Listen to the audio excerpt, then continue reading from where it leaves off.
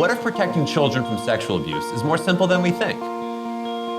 What if something easy, like wearing a t-shirt, could protect a child? The number one form of prevention is starting a dialogue. Our biggest hurdle is making child sexual abuse something that's as comfortable to talk about as other bad things that go on in life, such as cancer and violence and bullying. We're always relying on kids to tell us the bad things that happen to them. So we have to be able to ask them the right questions. Silence is the friend of the bad guy here. They rely upon people being uncomfortable talking about this.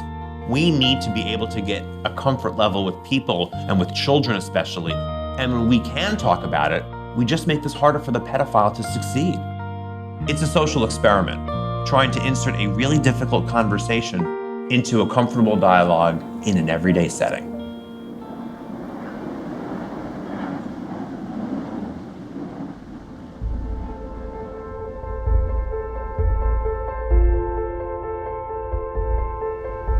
You guys want a free shirt? I got free shirts. What's up, free shirts?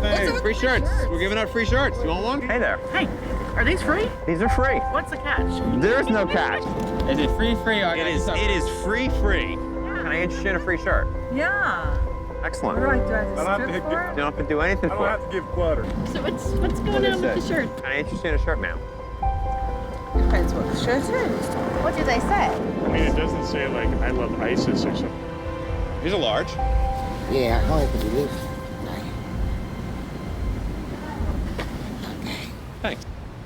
Is it a conversation you can have with somebody? Yo, what's wrong here? Uh-huh. You see how I'm looking when I open my mouth? I know, I saw that. That's okay. Yeah, I'm gonna pass. Yeah, I'll pass on that. Well, that sounds like a good thing to talk about, I guess. I- Ew. Oh. Well, that's a good cause. I don't know that I would wear it, but But do you think you could have the conversation though?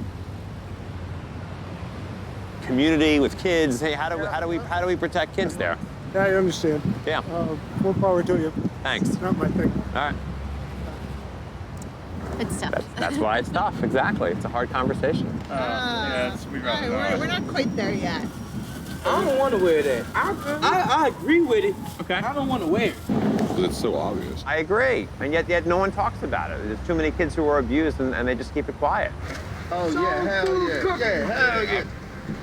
Oh, a little bit difficult when I'm having that conversation with my children at the moment. Let's talk about child abuse. sexual abuse. What do you think? Is it a conversation that It's a that you can have? major conversation. Yes. Is it a conversation that people are having? If they're not having it, they should. Yes. Well, I don't think it comes up a whole lot, you know, Right. like just in kind of small talk, which is how we spend most of our time. I think it's hard to bring up, but easy once you start talking about it. It's a taboo subject. It should be a more open, fluid conversation. It shouldn't be as taboo to talk about. You know, I'm a kindergarten teacher, so it's obviously a very important issue. Is it hard to talk about at school? You know, there's kind of this stigma that you're supposed to keep the business to yourself, you know. Right. And a lot of the times, especially with young kids, they don't verbalize stuff. Right. Do they give you the right resources in school so you know what to look for, know what to talk about, know who to call? Not exactly, to be honest. They told us to be on the watch for it, but Right. you know, honestly, who really knows? It exists and it needs to be talked about so that more people are aware and we need to address it. I grew up and I was very close to some girlfriends of mine, and as we stayed friends for forever, sooner or later talk came out and I was amazed, thought, my gosh, here all these years you're so close, or you think you know somebody. Right. You know, as children we clung together, but we didn't understand what our pain that we were carrying. I think we wanted to see whether people would get out of their comfort zone and start talking about a tough subject like child sexual abuse. I think that, and I think we found no matter where we are in the city, people want to talk and people want to keep kids safe. I think the problem is they don't know how.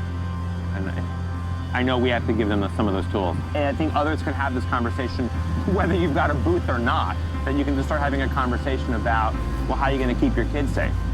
I'm amazed also that we're able to have conversations with families, with people with children, on a subject that a lot of families would run from, that they're looking for some of those tools and tips.